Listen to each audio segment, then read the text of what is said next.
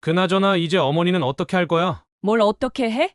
단물 다 빼먹은 늙은이는 이제 필요 없잖아. 그때처럼 똑같이 하면 돼. 어디 지방 야산에 갖다 버려도 되고, 아니면 찾을 수 없는 섬으로 보내버려도 되고, 그러면 손주 낳으라고 잔소리하는 목소리도 안 들리고 좋지 뭐. 귀연 여사님은 식은땀이 흘렀습니다.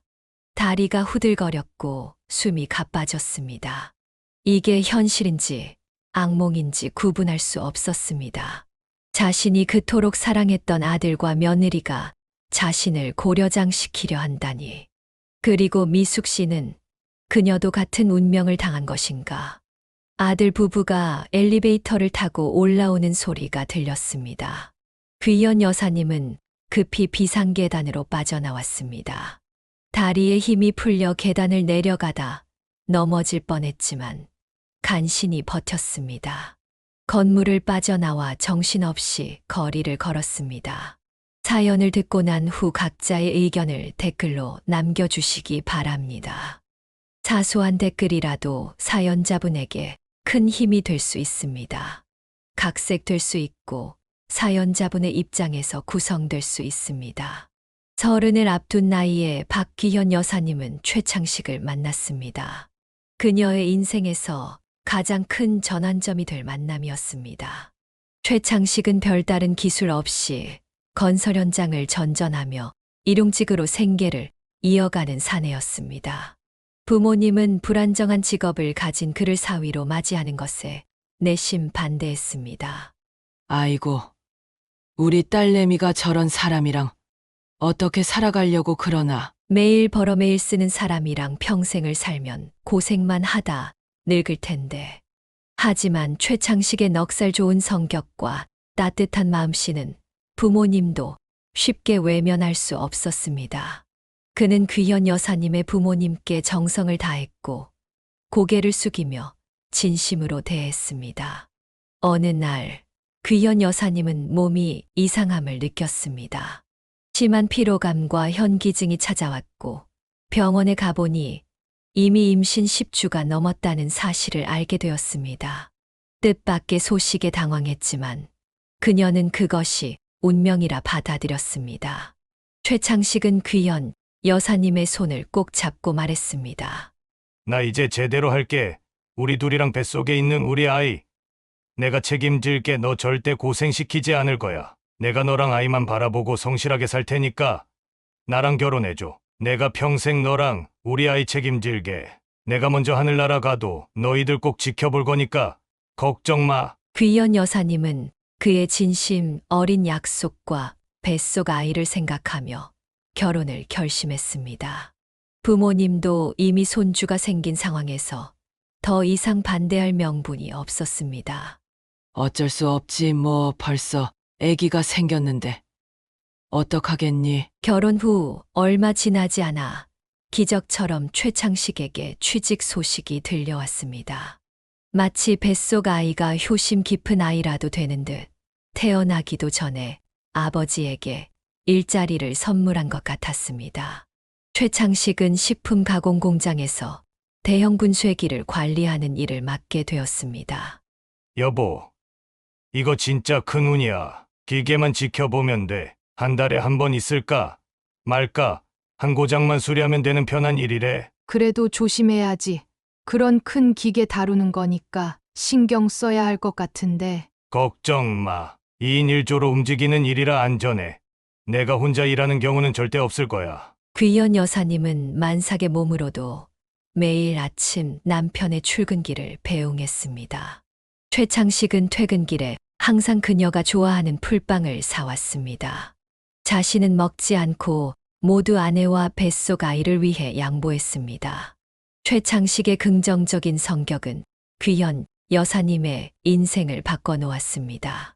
그녀가 조금이라도 부정적인 말을 하면 그는 항상 밝은 면을 보게 해주었습니다. 여보, 버스가 왜 이렇게 느리게 가는 거야? 이러다 시어머니께서 기다리실 텐데. 버스가 천천히 가면 우리가 같이 있는 시간이 더 길어지는 거잖아. 좋은 거 아니야? 바깥 풍경도 더 오래 볼 수 있고. 이런 남편의 태도 덕분에 귀현 여사님도 점차 세상을 긍정적으로 바라보게 되었습니다. 가난이 고통스러웠지만 그들의 행복은 무엇과도 바꿀 수 없었습니다. 시어머니께서도 귀연 여사님을 정성껏 대해 주셨고, 진정한 시집살이란 무엇인지 모를 정도로 편안한 관계였습니다. 아들은 토실토실한 볼을 가진 건강한 아이로 태어났습니다. 그녀는 분유를 먹이며 아이를 키웠고, 하루가 다르게 성장하는 아이를 보는 것이 가장 큰 행복이었습니다. 아이는 남자아이답게 한 번 울면 우렁찬 목소리였지만 금방 그치는 순한 기질을 가졌습니다. 최창식은 매일 퇴근 후 아이를 안고 까르르 웃게 만들었습니다. 그 광경을 보며 귀연 여사님은 일회용 카메라로 사진을 찍곤 했습니다. 비록 검소한 살림이었지만 그들의 행복은 넘쳐났습니다. 어느 평화로운 오후 갑자기 집 전화벨이 요란하게 울렸습니다. 평소에는 부모님이나 시어머니가 안부 전화를 하실 때만 울리던 전화였습니다. 귀연 여사님이 수화기를 들자 낯선 남자의 다급한 목소리가 들렸습니다. 여보세요? 혹시 최창식 씨 부인 되십니까? 지금 바로 중앙병원으로 와주셔야 합니다. 공장에서 사고가. 전화를 끊자마자 그녀는 아이를 포대기에 업고 택시를 잡아 병원으로 달려갔습니다. 병원 응급실에 도착했지만 어디에도 최창식의 모습은 보이지 않았습니다. 그녀는 간호사를 붙잡고 물었습니다. 죄송한데요. 공장 사고로 왔다는데 어디 있나요? 간호사의 표정이 굳어졌습니다. 혹시 분쇄기 사고 환자 보호자세요? 네, 맞아요. 우리 남편이 어디 있죠? 많이 다쳤나요? 간호사는 힘겹게 입을 열었습니다. 너무 큰 충격받지 마세요. 저희도 이런 사고는 처음이라. 귀연 여사님은 간호사의 표정만 봐도 무슨 일이 일어났는지 짐작할 수 있었습니다.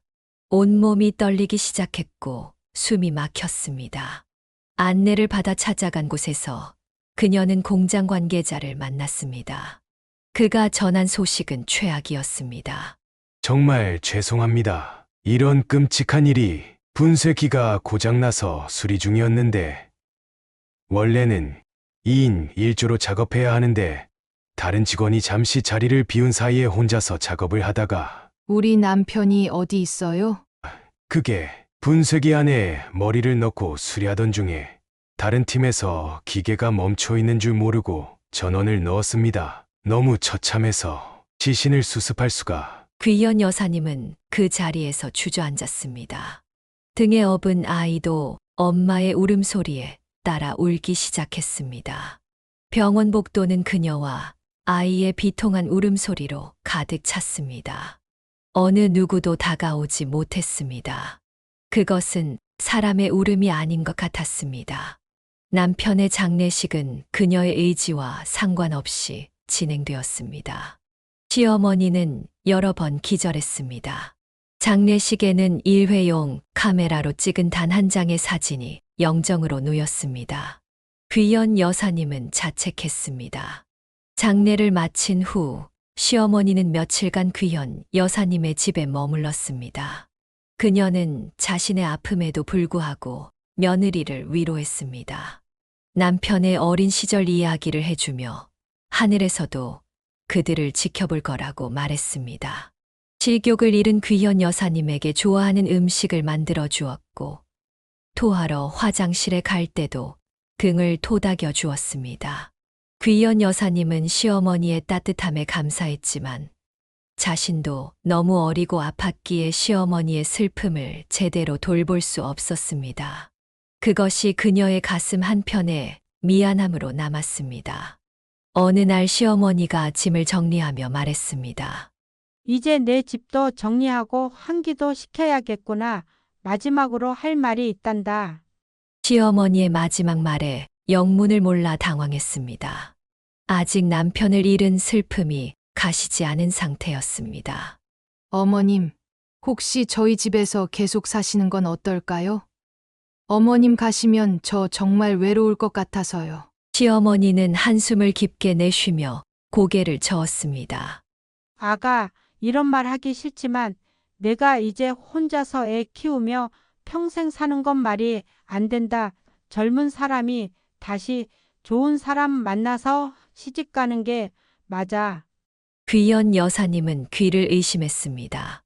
남편이 세상을 떠난 지 채보름도 되지 않았는데 이런 말이 나올 줄은 상상도 못했습니다.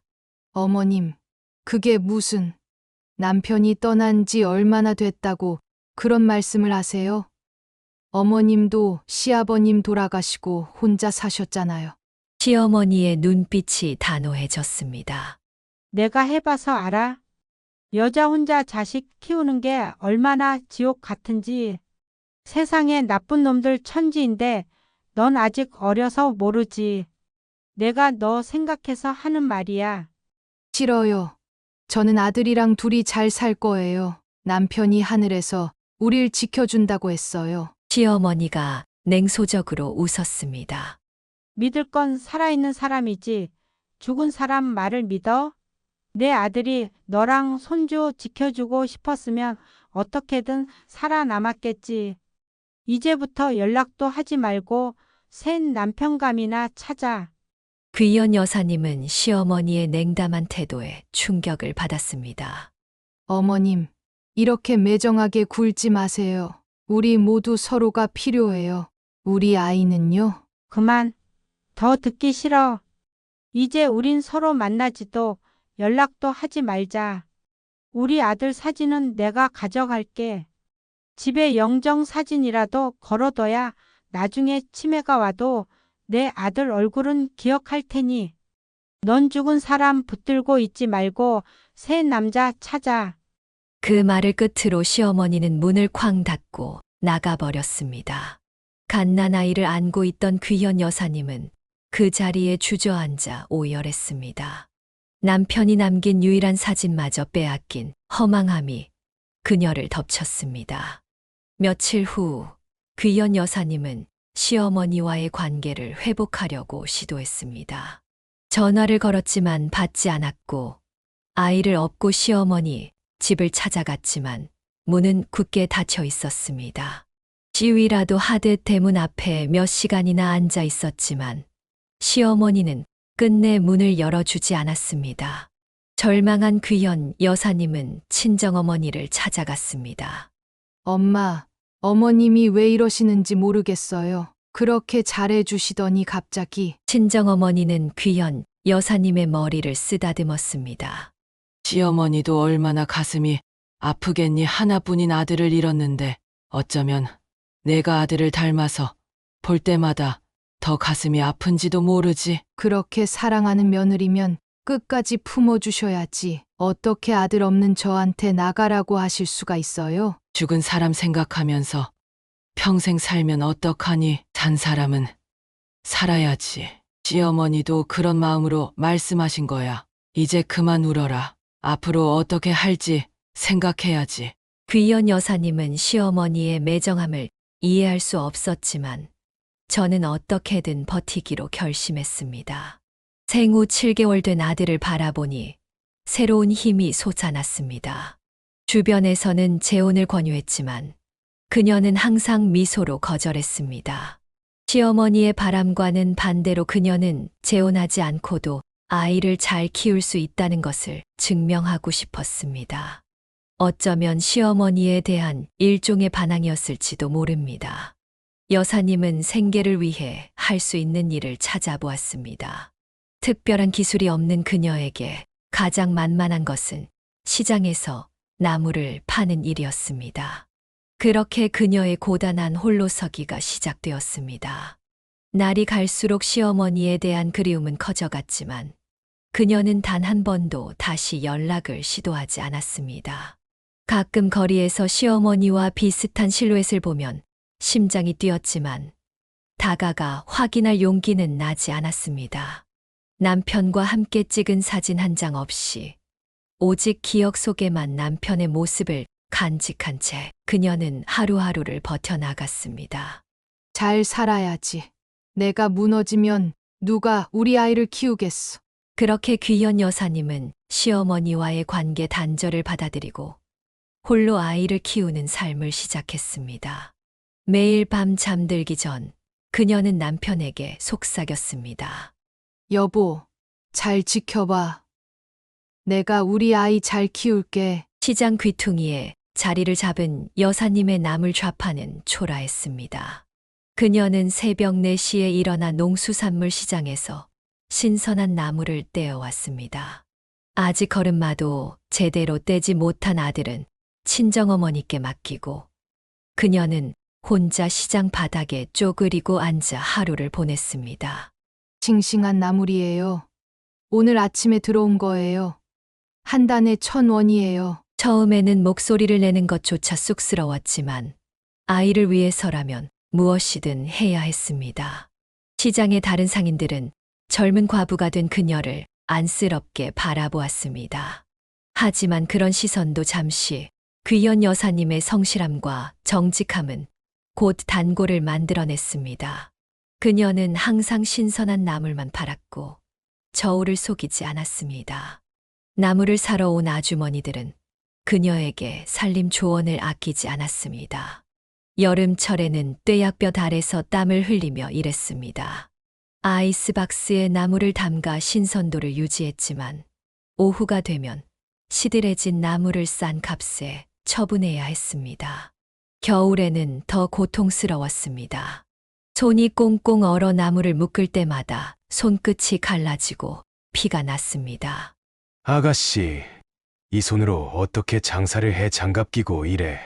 옆 건어물 가게 아저씨의 말에 그녀는 웃으며 대답했습니다. 장갑 끼면 나물이 잘 안 묶여요. 괜찮아요. 이 정도쯤이야. 하지만 밤이 되면 그녀는 얼었다. 녹은 손가락을 보며 흐느꼈습니다. 남편이 살아있었다면 이런 고생은 하지 않았을 텐데. 하지만 곧 옆에서 잠든 아들의 숨소리에 마음을 다잡았습니다. 3년이 지나자 시장 구조 개선 사업으로 전통시장이 형성되었고 귀연 여사님도 작은 점포를 얻게 되었습니다. 비가 와도 눈이 와도 더 이상 젖지 않는 자신만의 공간이 생긴 것입니다. 그녀는 그것이 남편이 하늘에서 도와준 덕분이라고 믿었습니다. 드디어 우리 가게가 생겼네. 여보, 잘 보고 있지? 점포가 생기자 그녀는 판매 품목을 늘려갔습니다. 나물 외에도 건어물, 견과류까지 팔기 시작했고 수입도 조금씩 늘어났습니다. 어린 아들은 가게 한쪽에서 공부를 하거나 장난감을 가지고 놀았습니다. 엄마, 이거 뭐야? 맛있어? 호두야, 머리 좋아지는 거 먹을래? 응, 나 공부 잘하고 싶어. 아들이 유치원에 들어가고 초등학교에 입학하면서 교육비가 늘어났습니다. 귀연 여사님은 낮에는 가게를 보고 저녁에는 시장 안식당에서 설거지 아르바이트까지 했습니다. 하루에 4시간밖에 자지 못할 때도 많았지만 아들의 성장을 지켜보는 기쁨이 그 피로를 씻어내렸습니다. 물가는 계속 올랐지만 그녀의 소득은 크게 늘지 않았습니다. 그래도 아들이 학원 한두 개는 다닐 수 있게 되었고 그것만으로도 감사했습니다. 귀연 여사님은 반찬값을 아끼고 옷도 몇 년씩 입었지만 아들에게는 항상 좋은 것을 사주려 했습니다. 엄마, 왜 엄마는 항상 이 신발만 신어? 다른 엄마들은 예쁜 신발 신던데. 이게 편해서 그래. 고무신이 발에 딱 맞아서 일할 때 제일 좋아. 집에 돌아와 발을 씻을 때면 물이 시커매졌지만 그녀는 웃으며 넘겼습니다. 아들이 잠든 후에야 발의 물집과 굳은 살을 볼 수 있었습니다. 시장에서 20년 넘게 일하면서 귀연 여사님의 얼굴은 햇볕에 그을려 주름이 깊어졌습니다. 하지만 그녀의 눈빛만은 여전히 맑고 강했습니다. 가끔 시장을 지나가는 남자들이 그녀에게 관심을 보였지만 그녀는 언제나 정중히 거절했습니다. 마음 한켠에는 여전히 시어머니에 대한 그리움이 있었습니다. 몇 번이고 찾아갔던 시어머니 집은 어느새 다른 사람이 살고 있었고 어디로 이사 갔는지 아무도 알려주지 않았습니다. 시간이 지나면서 그 상처는 아물었지만 잊히지는 않았습니다. 우리 엄마 오늘 장사 잘 됐어? 매일 학교에서 돌아온 아들이 묻는 그 질문이 그녀의 모든 힘든 시간을 보상해 주었습니다. 그녀는 아들이 자신보다 나은 삶을 살 수 있기를 간절히 바랐습니다. 초등학교에 입학한 아들 지석은 놀라운 학습 능력을 보여주었습니다. 다른 아이들이 게임을 하거나 놀이터에서 뛰어놀 때도 그는 종종 책을 읽거나 문제집을 풀고 있었습니다. 그녀는 한 번도 공부하라고 강요한 적이 없었지만 지석은 마치 자신의 미래를 위해 스스로 길을 개척하는 것 같았습니다. 밤늦게 가게 문을 닫고 돌아오면 지석은 이미 숙제를 마치고 다음 날 수업을 예습하고 있곤 했습니다. 지석은 진지한 눈빛으로 대답했습니다. 엄마, 나 커서 의사 될 거야. 그래야 우리가 이 가난에서 벗어날 수 있어. 10살 아이의 입에서 나온 말치고는 너무 어른스러웠습니다. 귀연 여사님은 아들의 머리를 쓰다듬으며 눈물을 참았습니다. 중학교에 진학한 지석은 반에서 항상 1등을 놓치지 않았습니다. 선생님들은 그의 재능에 감탄했고 부모 상담 때마다 귀연 여사님에게 특별한 교육을 시키라고 조언했습니다. 귀연 여사님은 고개를 끄덕였지만 속으로는 걱정이 밀려왔습니다. 좋은 학원은 그만큼 비싼 학원비를 의미했습니다. 그래도 그녀는 아들의 꿈을 위해 더 많은 일을 찾아 나섰습니다. 아들, 학원비가 조금 비싸던데 괜찮겠지? 엄마, 걱정 마. 나 장학금 받을 수 있대. 성적만 유지하면 돼. 지석은 항상 그녀의 부담을 덜어주려 했습니다. 그는 시장에서 엄마를 돕기도 했습니다. 고등학교에 들어서면서 지석의 학업 부담은 더욱 커졌습니다. 밤늦게까지 공부하는 아들을 볼 때마다 귀현 여사님은 마음이 아팠습니다. 다른 아이들처럼 놀고 싶을 텐데 자신 때문에 어린 나이에 무거운 짐을 짊어지고 있다고 생각했습니다. 너무 무리하지 마. 건강이 제일 중요해. 괜찮아, 엄마. 내가 공부하는 거 좋아하잖아. 수능을 앞둔 해 지석은 거의 잠을 자지 않고 공부했습니다.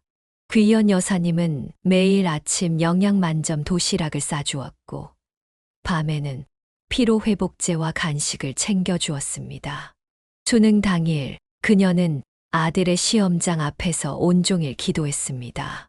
여보, 우리 아들 좀 도와줘요. 제발. 결과는 기대 이상이었습니다. 지석은 의과대학에 합격했습니다. 합격 소식을 들었을 때 귀연 여사님은 아들을 끌어안고 오열했습니다. 정말 잘했어. 내가 자랑스러워. 엄마, 이게 다 엄마 덕분이야. 이제 엄마 고생 안 시킬게. 기쁨도 잠시 현실적인 문제가 그들 앞에 놓였습니다. 의대 등록금은 상상을 초월했습니다. 지석이 장학금을 받았음에도 불구하고 나머지 금액은 여전히 부담스러운 액수였습니다. 귀연 여사님은 밤낮으로 일했습니다. 낮에는 시장에서 가게를 운영하고 저녁에는 인근 식당에서 설거지를, 주말에는 아파트 청소 일까지 했습니다. 몸이 아파도 쉴 수 없었습니다. 엄마, 그만 좀 무리해. 내가 학자금 대출 받을게.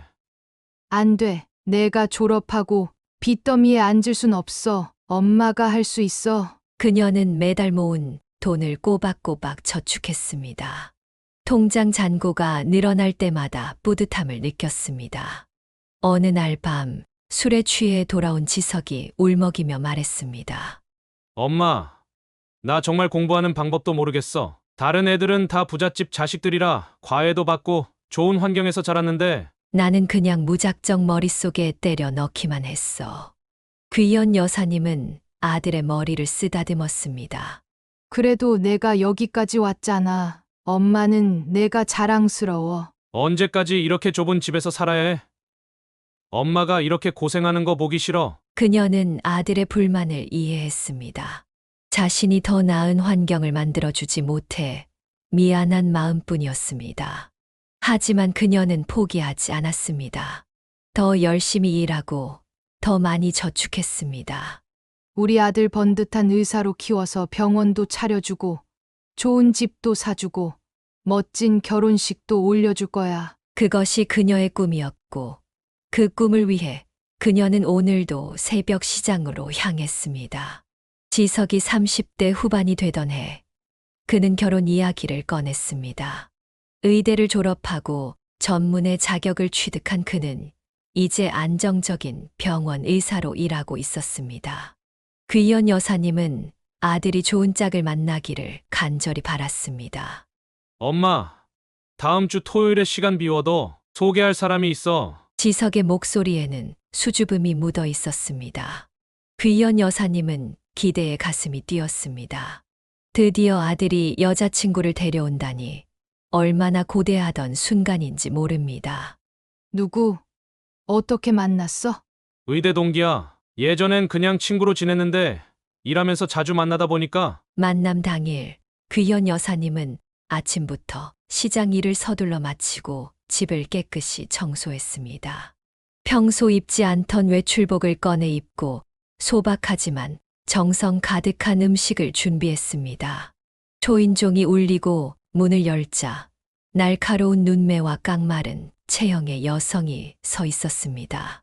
세련된 옷차림과 화장, 그리고 고급스러운 가방을 든 그녀는 귀연 여사님과는 완전히 다른 세계의 사람처럼 보였습니다.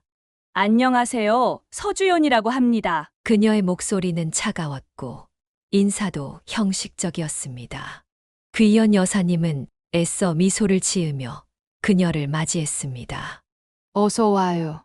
식사 준비해뒀어요. 우리 지석이가 많이 말했어요. 식사 자리에서 귀연 여사님은 며느리가 될 사람에 대해 알고 싶었습니다. 어떻게 만났는지, 어떤 연애를 했는지, 무슨 취미가 있는지 등을 물었습니다. 두 분은 어떻게 더 가까워지게 된 거예요? 친구에서 연인으로 발전하게 된 계기가 있었나요? 주연은 코웃음을 치며 대답했습니다. 별거 없어요. 그냥 자연스럽게 됐죠. 사실 이런 질문들은 좀 사적인 것 같은데요. 귀연 여사님은 당황했지만 미소를 잃지 않았습니다. 지석은 불편한 표정으로 화제를 돌렸습니다. 식사가 끝나갈 무렵 주연은 갑자기 가방에서 종이 한 장을 꺼내 귀연 여사님 앞에 내밀었습니다. 어머님, 이건 제가 결혼 후 시어머니께 지켜주셨으면 하는 내용들입니다. 미리 말씀드리는 게 나을 것 같아서요. 귀연 여사님은 눈을 휘둥그레 뜨고 종이를 받아들었습니다. 거기에는 불필요한 전화 자제, 방문 시 최소 하루 전 연락, 육아 및 가사 조언 삼가 등의 항목이 쓰여 있었습니다. 이게 무슨? 주연은 냉정하게 말을 이어갔습니다. 제가 너무 직설적인가요? 그냥 서로 불필요한 오해가 없었으면 해서요. 솔직히 딸 같은 며느리는 없다고 생각해요. 어머님이 잘해주시려는 마음이 저에겐 부담일 수 있거든요. 귀연 여사님은 말문이 막혔습니다. 지석은 난처한 표정으로 중재에 나섰습니다. 주연아, 우리 엄마는 그런 사람 아니야. 너무 벽을 치지 마. 당신은 내 마음을 몰라. 시어머니와 며느리 사이가 어떤지 그냥 서로 적당히 거리 두고 지내는 게 좋을 것 같아서 그래. 주연은 또 다른 종이를 꺼냈습니다. 그리고 이건 저희가 알아본 결혼식 견적서예요. 제 친정에서는 어느 정도 도와주시기로 했는데 어머님께서는 어떠신가요? 귀연 여사님은 순간 가슴이 덜컥했습니다. 아들 결혼시키려고 평생을 아끼며 모은 돈이 있긴 했지만 이렇게 노골적으로 돈 이야기를 꺼내는 주연의 태도가 불편했습니다. 사실 지석 씨 말로는 어머님께서 따로 모아둔 돈은 없다고 하시던데. 뭐라고? 내가 언제? 지석이 얼른 끼어들었습니다. 주연아, 그냥 우리끼리 해결하자. 엄마한테 부담 주지 말자. 주연은 단호하게 고개를 끄덕였습니다. 그래요. 제가 돈 조금이라도 받으면 시집살이 당할 것 같으니까 저희가 대출받아서 알아서 할게요. 귀연 여사님은 충격을 받았지만 더 이상 아무 말도 하지 않았습니다. 아들이 주연의 눈치를 살살 보는 모습이 안타까웠습니다. 평생 고생시키지 않으려고 키운 아들이 이제는 아내의 말에 꼼짝 못하는 것 같아 마음이 아팠습니다. 방문객들이 떠난 후 귀연 여사님은 혼자 앉아 생각에 잠겼습니다. 주연의 가정교육은 어땠길래 이런 태도를 보이는 걸까? 사돈댁은 어떤 사람들일까? 불안감이 가득했지만 아들의 선택을 존중해야 한다고 생각했습니다. 귀연 여사님은 아들이 행복하다면 자신의 불편함은 감수할 수 있다고 마음먹었습니다. 하지만 마음 한구석에는 여전히 불안한 예감이 자리 잡고 있었습니다. 상견례 날, 귀연 여사님은 긴장된 마음으로 예약된 레스토랑에 도착했습니다. 며느리에 대한 첫인상이 좋지 않았기에 사돈 집안도 비슷하지 않을까 하는 걱정이 앞섰습니다. 그러나 식당 입구에서 만난 며느리의 어머니 김미숙 씨는 예상과 달리 밝고 친절한 인상이었습니다. 안녕하세요. 드디어 뵙게 되어 정말 반가워요. 저는 김미숙이라고 합니다. 사돈의 따뜻한 미소와 진심 어린 눈빛에 귀연 여사님은 안도했습니다. 미숙 씨는 며느리와 전혀 닮지 않은 둥글둥글한 얼굴에 부드러운 인상을 가졌습니다. 상견례 자리에서 귀연 여사님과 미숙 씨는 의외로 많은 공통점을 발견했습니다. 두 사람 모두 술을 잘 마시지 못했고 노래 부르는 것을 좋아했으며 비슷한 세대의 가요에 대한 추억을 공유했습니다. 우와, 그 노래 아세요? 저도 젊을 때 너무 좋아했는데. 맞아요. 그 시절에는 카세트 테이프 닳도록 들었죠. 아직도 가사 다 외우고 있어요. 식사가 끝날 무렵 미숙 씨는 귀연 여사님에게 연락처를 물었습니다. 박 여사님, 우리 시간 될 때 따로 만나서 차라도 한잔하면 어떨까요? 오늘은 아이들 때문에 제대로 이야기도 못 나눴는데. 처음에는 단순한 사교적 제안으로 생각했지만 일주일 후 정말로 미숙 씨에게서 연락이 왔습니다. 그들의 첫 번째 단독 만남은 동네 카페에서 이루어졌고 서로에 대해 더 많이 알게 되었습니다. 사실 저희 남편이 몸이 많이 안 좋아요. 요즘은 병원에 자주 입원하느라 제가 많이 외롭더라고요. 많이 힘드시겠네요. 저는 남편을 일찍 여의고 혼자 아들 키웠어요. 미숙 씨는 귀연 여사님의 손을 따뜻하게 잡았습니다. 정말 대단하세요. 혼자 아드님을 의사로 키우셨다니. 저는 남편이 있어도 많이 힘들었는데. 그렇게 시작된 두 사람의 우정은 점점 깊어졌습니다. 그들은 일주일에 한 번씩 만나 커피를 마시며 수다를 떨었고 서로의 고민을 나누었습니다. 미숙 씨는 귀연 여사님에게 자신이 다니는 교회를 소개했습니다. 저는 남편이 아프고 나서 믿음이 더 필요해졌어요. 교회에 함께 가보시겠어요? 마음의 평화를 찾는 데 도움이 될 거예요. 귀연 여사님은 처음에는 망설였지만 미숙 씨의 권유로 일요일마다 교회에 나가기 시작했습니다. 예배 후에는 함께 점심을 먹고 오후에는 주민센터에서 운영하는 합창단 활동에도 참여했습니다. 오늘 목사님 말씀 정말 좋았어요. 힘든 시간을 견디는 건 결국 사람과의 연결 덕분이라는 말이 와닿더라고요. 맞아요. 저도 미숙 씨 만나고 나서 많이 위로받았어요. 정말 운명적인 만남 같아요. 한 번은 연습 후 늦게까지 이야기를 나누다가 미숙 씨가 딸에 관한 비밀을 털어놓았습니다. 사실 주연이는 제 친딸이 아니에요. 결혼하고 몇 년 동안 아이가 생기지 않아서 입양했거든요. 귀연 여사님은 놀랐지만 이해하는 마음으로 들었습니다. 그랬군요. 전혀 몰랐어요. 시댁에서는 그것 때문에 저를 많이 괴롭혔어요. 집안 대 끊는 것도 모자라 쓸모없는 딸까지 데려왔다면서. 남편마저 약해서 저를 제대로 지켜주지 못했죠. 미숙 씨의 눈에 눈물이 고였습니다. 하지만 전 포기하지 않았어요. 주연이를 의사로 키워서 모두에게 보여주겠다고 다짐했죠. 그 아이가 얼마나 훌륭한지, 친자식보다 더 소중한지. 귀연 여사님은 친구의 손을 꼭 잡아주었습니다. 정말 대단해요. 그 모진 시집살이를 견디시면서 딸을 그렇게 훌륭하게 키우셨으니 그래서 주연이가 좀 예민하고 방어적인 면이 있어요. 어릴 때부터 늘 자신을 증명해야 한다는 압박감 속에서 자랐거든요. 좀 이해해 주세요. 그제서야 귀현 여사님은 며느리의 태도를 조금 이해할 수 있었습니다. 모진 시집살이를 겪은 어머니의 영향으로 며느리는 시댁과의 관계에 극도로 경계심을 가지게 된 것이었습니다. 두 사람의 우정은 더욱 깊어졌고 미숙 씨는 남편의 병세가 악화되자 귀현 여사님의 집 근처로 이사까지 왔습니다. 이제 그들은 거의 매일 만나게 되었고 서로에게 없어서는 안 될 존재가 되었습니다. 미숙 씨, 친구가 생겨서 정말 행복해요. 평생 장사하느라 친구 사귈 시간도 없었는데 저도요. 박 여사님 같은 분을 이제야 만났다니 운명인가 봐요. 나이 들어 만난 친구가 진짜 친구라더니 정말 그런 것 같아요. 그들은 서로의 집을 오가며 식사를 함께 하고 때로는 지방 여행도 다녀왔습니다. 아이들은 이런 그들의 관계를 별로 반기지 않는 듯 했지만 두 여인에게는 중요하지 않았습니다. 그들에게는 서로가 있었고 그것으로 충분했습니다. 미숙 씨는 가끔 귀현 여사님에게 딸과의 관계 개선을 위한 조언을 해주기도 했습니다.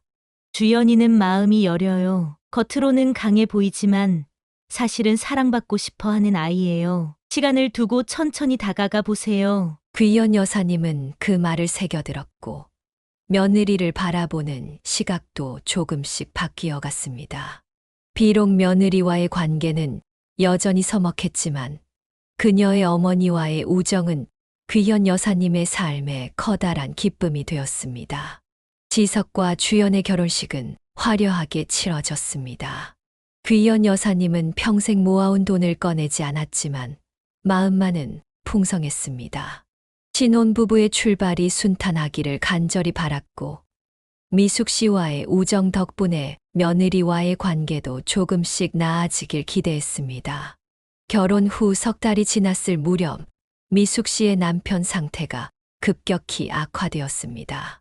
오랜 시간 투병해온 만성 신부전증이 악화되어 의식을 잃고 중환자실에 입원했던 것입니다. 병원에서 전화 왔어요. 이번엔 정말 힘들 것 같대요. 미숙 씨의 목소리는 떨렸습니다. 귀현 여사님은 즉시 병원으로 달려갔고 미숙 씨의 곁을 지켰습니다. 그렇게 일주일을 넘게 간병하던 중 결국 미숙 씨의 남편은 세상을 떠났습니다. 장례식 내내 귀현 여사님은 미숙 씨의 손을 놓지 않았습니다. 함께 울고 함께 바깥사돈을 보내드렸습니다. 장례를 마친 미숙 씨는 완전히 지쳐 보였습니다. 이제 정말 혼자네요. 그 사람 많이 아팠지만 그래도 내 옆에 있어 주는 것만으로도 큰 힘이었는데. 귀현 여사님은 친구를 위로했습니다. 미숙 씨, 혼자가 아니에요. 내가 있잖아요. 우리 서로 의지하면서 살아요. 며칠 후 주연이 귀현 여사님을 찾아왔습니다. 어머님, 엄마가 너무 우울해하셔서 걱정이에요. 강원도에 단풍이 예쁘게 들었다고 하던데?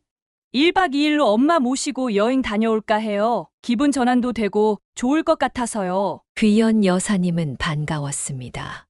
며느리가 이렇게 어머니를 챙기는 모습이 기특했습니다. 정말 좋은 생각이네. 나도 같이 갈까? 주연의 표정이 굳었습니다. 아, 그게 엄마랑 저랑 둘만의 시간을 갖고 싶어서요. 다음에 어머님도 모시고 갈게요. 실망스러웠지만 이해할 수 있었습니다. 귀현 여사님은 미숙 씨에게 전화에 즐거운 여행을 다녀오라고 당부했습니다. 좋은 구경하고 와. 사진 많이 찍어서 보여줘. 그럴게요. 박 여사님 덕분에 용기가 생겼어요. 조금 쉬다 오면 마음이 나아질 것 같아요. 여행 첫날 미숙 씨는 약속대로 단풍 사진을 몇 장 보내왔습니다. 빨갛고 노란 단풍 사이에서 환하게 웃는 미숙 씨의 모습이 귀현 여사님의 마음을 따뜻하게 했습니다. 단풍이 정말 예뻐요. 공기도 맑고 산책하기 좋아요. 내일은 등산도 할 예정이에요. 그러나 다음 날 아침부터 미숙 씨의 전화가 받히지 않았습니다. 몇 번을 걸어도 연결되지 않자 귀현 여사님은 불안해졌습니다. 산에 올라가서 전화가 안 터지는 건가 싶었지만 이상하게 마음이 편치 않았습니다. 그날 저녁 마침내 주연에게서 전화가 왔습니다. 그녀의 목소리는 울음으로 떨리고 있었습니다. 어머님. 큰일이 났어요. 귀현 여사님의 심장이 빠르게 뛰기 시작했습니다. 무슨 일이야? 미숙 씨는 어디 있어? 엄마가 산에서 사진 찍다가 미끄러져서 아래로 떨어졌어요. 귀현 여사님은 전화를 들고 있는 손에 힘이 빠졌습니다. 뭐라고? 그게 무슨 소리야? 미숙 씨가 실족했다고? 네, 구조대가 밤새 수색했는데 낭떠러지라서 흔적을 찾기가. 귀현 여사님은 그 자리에 주저앉고 말았습니다. 이런 일이 어떻게 일어날 수 있단 말인가. 얼마 전까지 웃으며 사진을 보내던 친구가, 단풍 구경을 하던 친구가 갑자기 사라졌다니. 지금 어디야? 내가 갈게. 주소 알려줘. 귀현 여사님과 지석은 즉시 강원도로 향했습니다. 도착한 곳은 작은 시골 종합병원이었습니다. 그곳에는 이미 장례 절차가 시작되고 있었습니다. 빈관 앞에서 주연이 울고 있었습니다. 어떻게 된 거야? 자세히 말해봐. 주연은 눈물을 훔치며 떨리는 목소리로 말했습니다.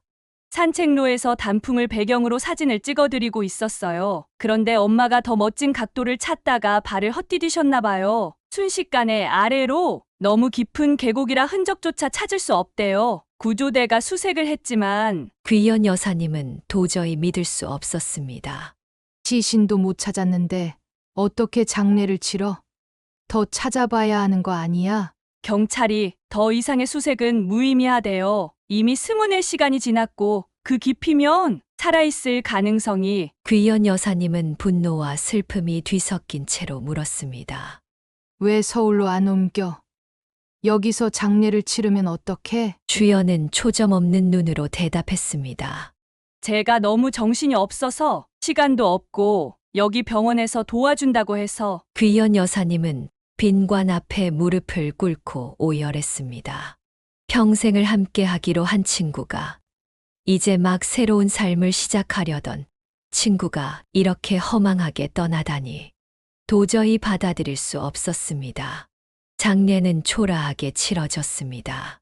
외딴 병원에서 빈관을 두고 친구를 위해 할 수 있는 일이라곤 기도밖에 없었습니다.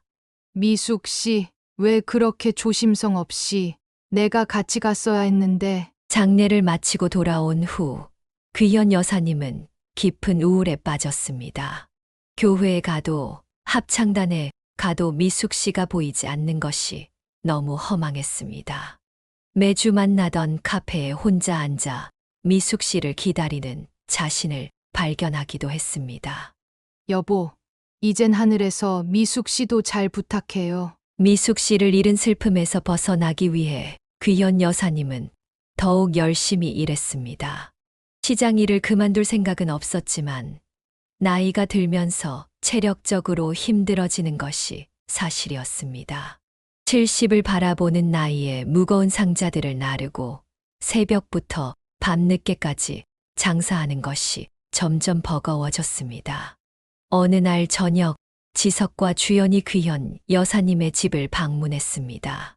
오랜만에 아들 부부가 함께 찾아온 것이 반가웠습니다. 엄마, 오늘 중요한 이야기가 있어서 왔어요. 지석의 표정이 진지했습니다. 귀현 여사님은 무슨 일인지 긴장되었지만 밝은 표정으로 두 사람을 맞이했습니다. 무슨 일인데?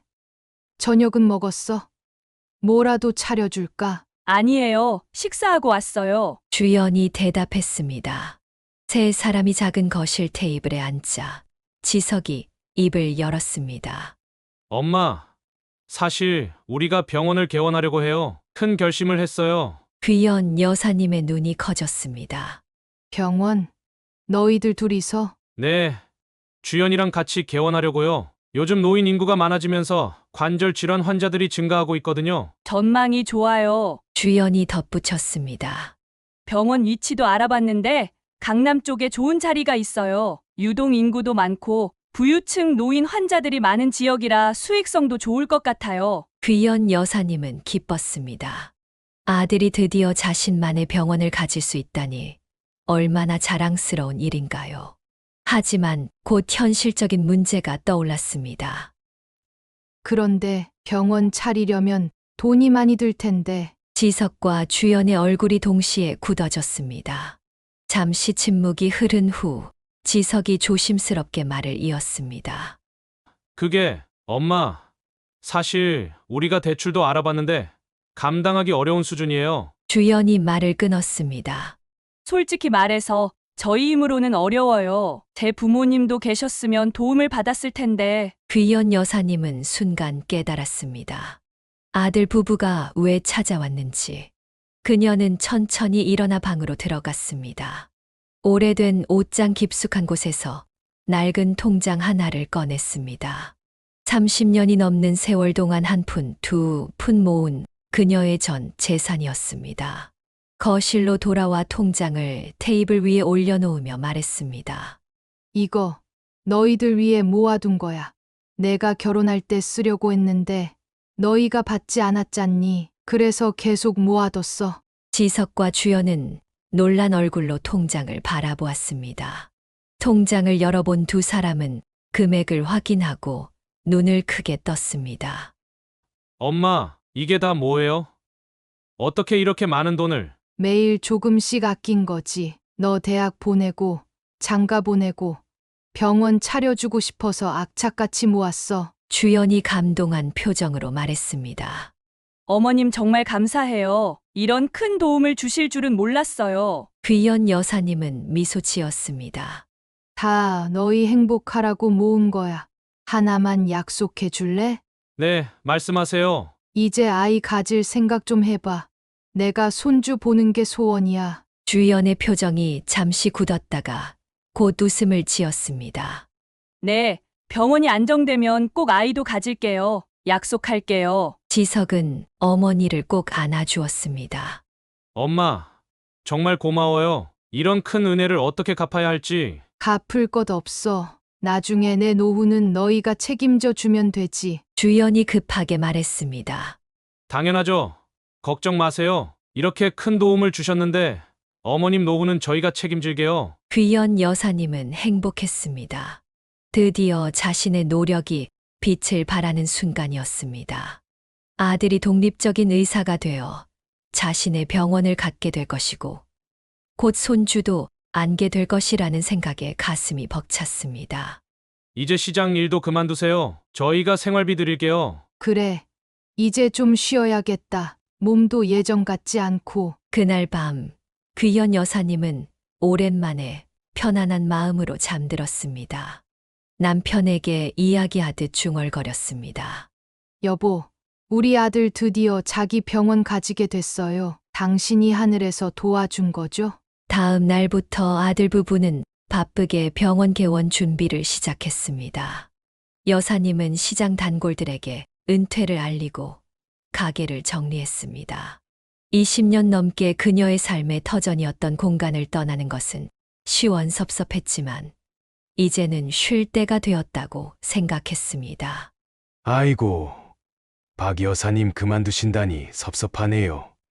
누구한테 남을 사 먹어야 하나? 그동안 고마웠어요. 이제 나이도 있고 아들이 병원 차린다고 하니 좀 쉬려고요. 아이고, 의사 아들 두셨으니 이제 편히 사시겠네. 부럽습니다. 귀연 여사님은 당당하게 웃을 수 있었습니다.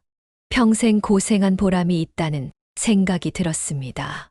병원 개원 준비는 빠르게 진행되었습니다. 지석과 주연은 강남의 번화가의 넓은 공간을 임대했고 최신식 의료 장비를 들여놓았습니다.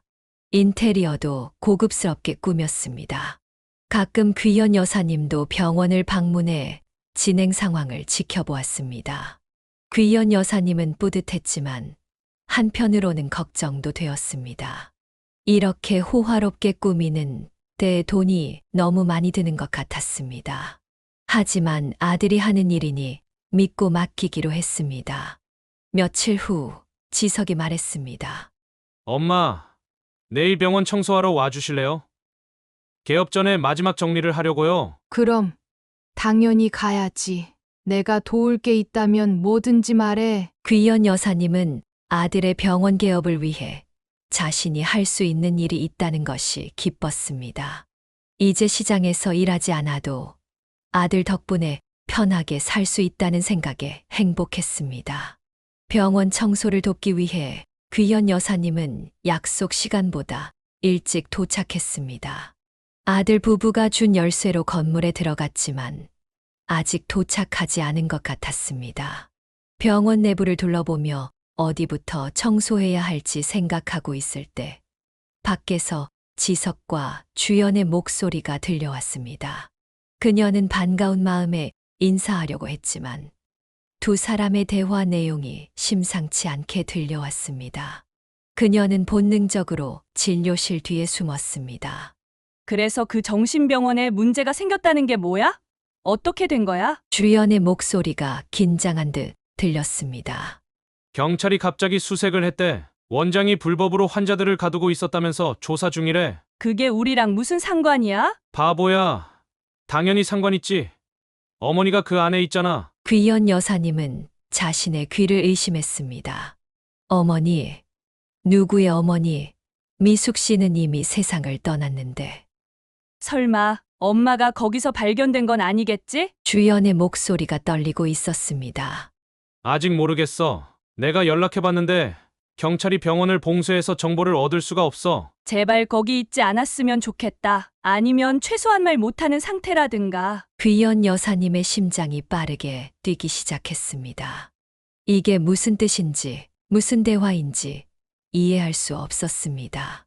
그나저나 이제 어머니는 어떻게 할 거야? 지석의 질문에 주연의 대답이 차갑게 들려왔습니다. 뭘 어떻게 해?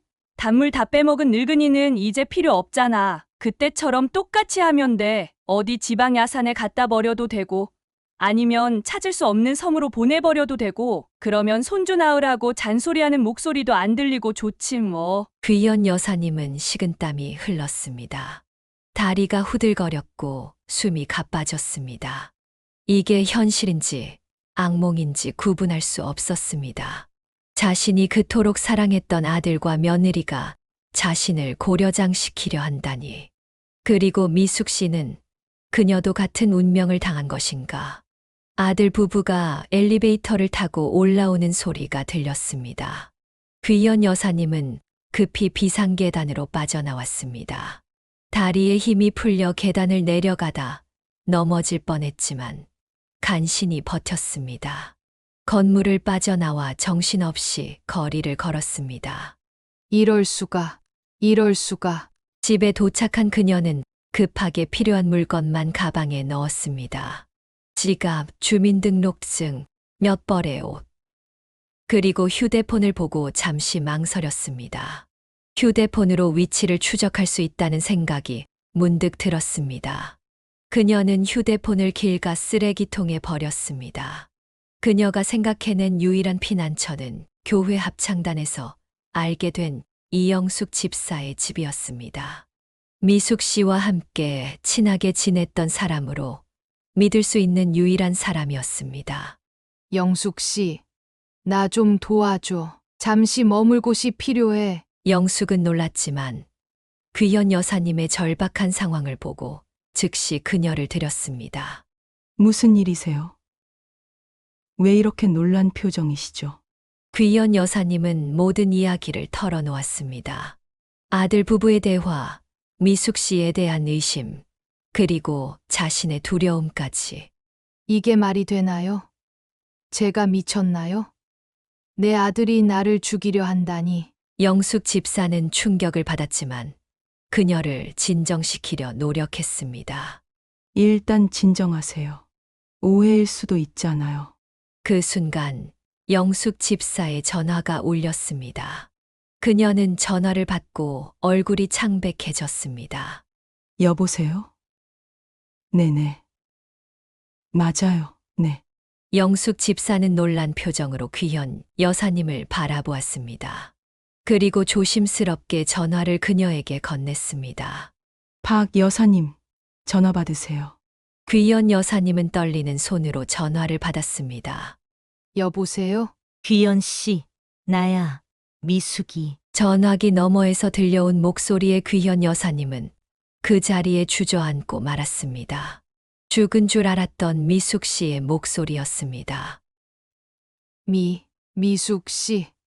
어떻게 당신은 죽었잖아. 나 살아있어. 2년 동안 대천에 있는 정신병원에 갇혀 있었어. 내 딸이 날 가두고 사망 신고를 한 거야. 귀현 여사님은 온몸을 덜덜 떨었습니다.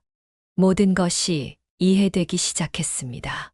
미숙 씨의 남편이 세상을 떠난 후 딸은 어머니를 정신병원에 가두고 실족사를 가장했던 것입니다. 그리고 이제 그들은 귀현 여사님에게도 같은 짓을 하려 했습니다. 어떻게 탈출한 거야? 병원에 경찰 조사가 들어왔어. 원장이 불법으로 사람들을 가두고 보험금 타내는 일을 하고 있었대. 경찰이 환자들을 전부 조사하는 과정에서 나도 발견됐지. 내가 정신병자가 아니라는 걸 증명했어. 그런데 어떻게 나한테 연락한 거야? 영숙 씨 아들이 경찰이잖아. 내가 기억나는 연락처가 너희들밖에 없었는데 내 전화는 안 받고 그 아이들은 믿을 수 없으니까 영숙 씨 아들을 찾아달라고 부탁했어. 귀현 여사님은 믿을 수 없는 우연에 감사했습니다. 만약 영숙의 집으로 오지 않았다면 미숙 씨와 다시 연락할 수 없었을 것입니다. 미숙 씨, 나 너무 무서워. 내 아들이. 알아. 귀연 씨 내 딸도 그랬으니까. 돈 때문에 저렇게 변할 줄이야. 어서 여기로 와. 대천 경찰서야. 우리 같이 이 일을 해결하자. 영숙 집사는 자신의 차로 귀현 여사님을 대천으로 데려다 주겠다고 했습니다. 귀현 여사님은 아직도 현실감이 없었습니다. 자신의 전 재산을 준 아들이, 그녀가 평생을 바쳐 키운 아들이 그녀를 없애려 한다는 사실을. 여보, 어떻게 이런 일이. 그녀는 하늘을 바라보며 죽은 남편에게 말을 걸었습니다. 차를 타고 대천으로 향하며 그녀는 앞으로 펼쳐질 진실과 대면할 용기를 내야 했습니다. 차로 밤새 달려 새벽녘에 대천에 도착했습니다. 귀연 여사님은 온종일 긴장과 공포로 지쳐 있었지만 미숙 씨를 만난다는 생각에 정신을 바짝 차렸습니다. 경찰서 앞에 도착하자 그녀의 심장이 요동쳤습니다. 경찰서 안으로 들어가자 안내 데스크에서 영숙 집사의 아들 정우 경위가 그들을 기다리고 있었습니다. 어머니, 박 여사님 많이 놀라셨죠? 이쪽으로 오세요. 정우 경위는 그들을 조용한 상담실로 안내했습니다. 문이 열리자 귀현 여사님은 그 자리에 얼어붙었습니다. 모포를 뒤집어 쓴 채 떨고 있는 여인, 바로 미숙 씨였습니다. 미숙 씨. 두 사람은 서로를 바라보고 한동안 말을 잇지 못했습니다. 미숙 씨는 이전의 그녀가 아니었습니다. 머리카락은 하얗게 변해 있었고 얼굴은 바싹 말라 있었으며 눈에는 깊은 공포감이 서려 있었습니다. 하지만 확실히 그녀였습니다. 두 사람은 서로를 붙잡고 오열했습니다. 영숙 집사와 정우 경위는 조용히 방을 나가 두 사람에게 시간을 주었습니다. 어떻게 이런 일이. 내가 죽었다고, 산에서 떨어졌다고. 미숙 씨는 떨리는 손으로 귀현 여사님의 손을 잡았습니다. 다 거짓말이었어. 내가 정신병원에 갇혀 있는 동안 주연이가 내 사망 신고를 한 거야. 내 목숨을 보험금으로 바꿨다고. 귀현 여사님은 충격에 몸을 떨었습니다. 그럼 강원도 여행은? 여행은 갔어. 하지만 산에 가기도 전에 주연이가 차에서 음료수를 줬는데 그걸 마시고 정신을 잃었어. 깨어났을 땐 이미 정신병원 독방에 갇혀 있었지. 어떻게 그런 짓을. 주연이가 어떻게. 미숙 씨의 눈에서 눈물이 흘렀습니다. 내 남편이 남긴 보험금 때문이야. 내가 사라지면 주연이가 모든 유산을 상속받을 수 있었거든. 게다가 내 생명보험금까지. 경찰이 다시 방으로 들어와 상황을 설명해 주었습니다. 김미숙 씨는 정신질환이 없음에도 불구하고 2년 동안 불법 정신병원에 감금되어 있었습니다. 병원장이 환자 가족들에게서 돈을 받고 불법 감금과 사망 처리를 해주는 비리를 저질렀어요. 최근 익명 제보로 수사가 시작되면서 이런 불법 행위들이 드러났습니다. 귀연 여사님은 숨을 헐떡였습니다. 그럼 내 아들과 며느리도 정우 경위는 고개를 끄덕였습니다. 네. 그들도 연루된 것으로 보입니다. 현재 수사 중이에요. 박 여사님께서도 진술을 해주셔야 합니다. 미숙 씨는 자신의 경험을 떨리는 목소리로 말했습니다. 그곳은 지옥이었어. 약물로 정신을 흐리게 하고 아무도 내 말을 들어주지 않았어. 내가 미쳤다고, 망상이라고 했지. 처음엔 도망가려고 했는데 그럴 때마다 더 강한 약물을 투여받았어. 점점 내가 정말 미쳐가는 것 같았어. 귀연 여사님은 미숙 씨의 손을 꼭 잡았습니다. 어떻게 탈출한 거야? 경찰이 갑자기 병원을 압수수색했어. 원장이 체포되고 환자들을 전수조사하는 과정에서 내가 정상이라는 게 밝혀졌지. 내 신원을 확인하는 과정에서 내가 이미 사망한 사람이라는 사실도 드러났고. 정우 경위가 설명을 이어갔습니다.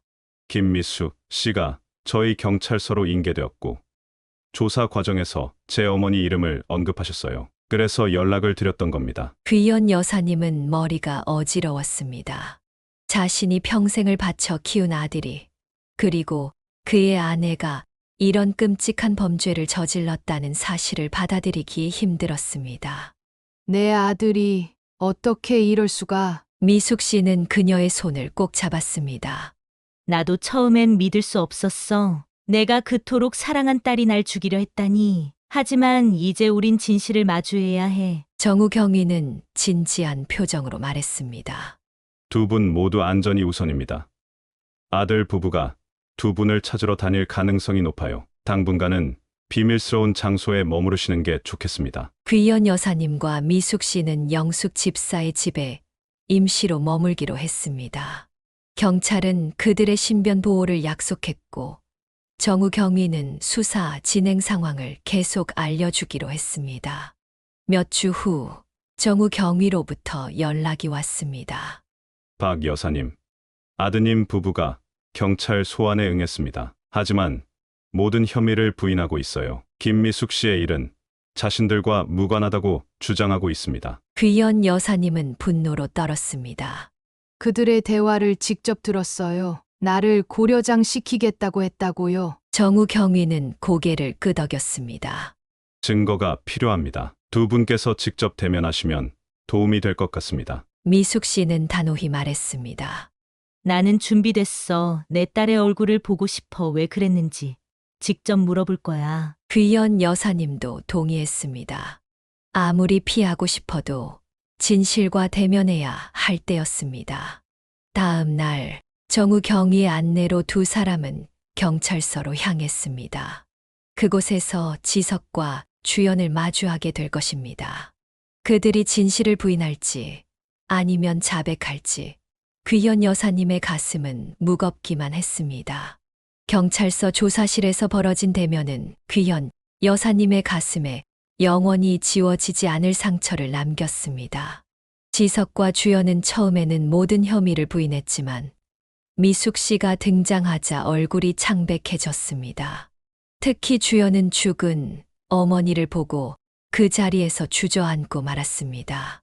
엄마, 어떻게 살아있어? 미숙 씨는 몸을 부들부들 떨면서도 당당하게 딸을 바라보았습니다. 왜 내가 나를 묻어버렸다고 생각했니?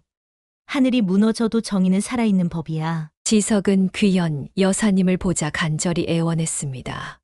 엄마, 오해예요. 내가 무슨 짓을 했다고 생각하시는 거예요? 엄마를 해칠 리가 없잖아요. 귀연 여사님은 차갑게 대답했습니다. 내가 너희 대화를 다 들었어. 고려장이라고 했지? 내 돈을 다 빼앗고 나를 내다 버리려고 했잖아. 결국 수사가 진행되면서 모든 증거가 드러났습니다. 미숙 씨를 가둔 정신병원의 원장이 자백했고, 불법 감금과 사망 신고에 관여한 의사와 병원 직원들의 증언이 이어졌습니다. 주연과 지석의 계좌 내역에서 거액의 송금 내역이 발견되었고, 보험금 청구 서류에서 위조 서명이 확인되었습니다. 재판은 몇 달간 계속되었습니다. 귀연 여사님과 미숙 씨는 매번 법정에 출석해 진술했습니다. 아들 부부가 궁지에 몰리자 서로에게 책임을 전가하기 시작했습니다. 이 모든 계획은 주연이 생각한 거예요. 저는 그저 따랐을 뿐이에요. 거짓말 마. 당신이 먼저 제안했잖아. 우리 어머니처럼 하면 된다고. 그들의 추악한 다툼을 지켜보는 것은 고통스러웠습니다. 하지만 법원은 마침내 판결을 내렸습니다. 주연과 지석은 사기, 불법 감금, 살인 미수 등의 혐의로 중형을 선고받았습니다. 판결이 내려진 날, 귀연 여사님은 법정을 나서며 한숨을 내쉬었습니다. 이제 끝났어요. 미숙 씨는 그녀의 손을 잡았습니다. 병원 매각과 보험금 환수 과정을 통해 귀현 여사님은 자신의 재산을 일부 돌려받았습니다. 그녀는 오랫동안 살았던 집을 팔기로 결심했습니다. 너무 많은 기억이 담긴 곳이었고, 무엇보다 아들 부부가 출소한 후 그녀를 찾아올 가능성이 있었기 때문입니다. 어디로 갈까요? 멀리 가요. 아무도 우리를 모르는 곳으로. 두 사람은 지도를 펼치고 남해안의 작은 어촌 마을을 선택했습니다. 바다가 보이는 언덕 위에 작은 집을 임대했고, 그곳에서 새로운 삶을 시작했습니다. 처음 며칠간은 적응하기 어려웠습니다. 미숙 씨는 여전히 밤마다 악몽에 시달렸고, 귀현 여사님은 문소리만 들려도 깜짝 놀라 가슴이 뛰었습니다. 하지만 서로가 있었기에 그들은 조금씩 나아졌습니다. 오늘은 악몽 안 꿨어요? 조금 나아진 것 같아. 내가 옆에 있어서 그런가 봐. 그들은 매일 아침 바다를 바라보며 차를 마셨고, 마을 사람들과 조금씩 어울리기 시작했습니다. 동네 노인회에 가입해 활동도 하고, 작은 텃밭도 가꾸었습니다. 시간이 지날수록 상처는 서서히 아물어갔습니다. 어느 날 마을 축제에 참가했다가 한 할머니가 귀현 여사님에게 다가왔습니다. 딸들이랑 왔어요. 손녀들은요? 귀현 여사님은 잠시 당황했지만 미숙 씨가 대신 대답했습니다. 우린 자식 없어요. 친구끼리 살고 있죠. 돌아오는 길에 귀현 여사님이 물었습니다. 왜 그렇게 말했어? 우리에겐 더 이상 자식이 없어. 그들은 우리를 버린 거야. 이제 우리 둘만 있으면 돼. 그 말에 귀현 여사님은 쓴웃음을 지었습니다. 평생을 바쳐 키운 아들이 이제는 타인이 되었다는 현실이 고통스러웠지만 한편으로는 미숙 씨의 말이 맞다고 생각했습니다. 해가 지나고 계절이 바뀌면서 두 사람의 상처는 조금씩 아물어갔습니다. 미숙 씨의 악몽은 줄어들었고 귀현 여사님도 더 이상 문소리에 놀라지 않게 되었습니다. 그들은 작은 집에서 소박하지만 평화로운 일상을 만들어갔습니다. 오늘 시장에서 좋은 생선이 들어왔대. 매운탕 끓여 먹을까? 좋지. 내가 채소 좀 더 심을까 하는데. 내 생각은 어때? 이렇게 소소한 대화들이 그들의 하루를 채웠습니다. 때로는 과거에 대해 이야기하기도 했지만 대부분은 현재와 미래에 관한 대화였습니다. 어느 날 귀현 여사님은 바다를 바라보며 말했습니다. 내 인생이 이렇게 될 줄은 몰랐어. 하지만 지금 이 순간이 나쁘지만은 않아. 미숙 씨는 미소 지었습니다. 우린 다시 태어난 거야. 두 번째 인생을 살고 있는 거지. 그들은 지역 노인회에서 더 적극적으로 활동하게 되었고, 마을 아이들에게 이야기를 들려주는 자원봉사도 시작했습니다. 상처받은 두 여인은 서로에게 의지하며 새로운 삶의 의미를 찾아갔습니다. 가끔 귀현 여사님은 하늘을 바라보며 남편에게 말을 건넸습니다. 여보, 보고 있죠? 우리가 이렇게 강하게 살고 있어요. 세월이 흘러도 완전히 지워지지 않는 상처가 있겠지만 두 여인은 서로에게 의지하며 하루하루를 살아가고 있습니다. 그들의 이야기는 비극으로 시작되었지만 진정한 우정의 힘으로 새로운 희망을 찾아가는 여정이 되었습니다. 사연을 듣고 댓글을 남겨주시기 바랍니다. 사소한 의견일지라도 사연자분에게는 큰 힘이 됩니다. 노골적인 악성 댓글은 사연자분에게 상처가 될 수 있으니 삼가주시기 바랍니다.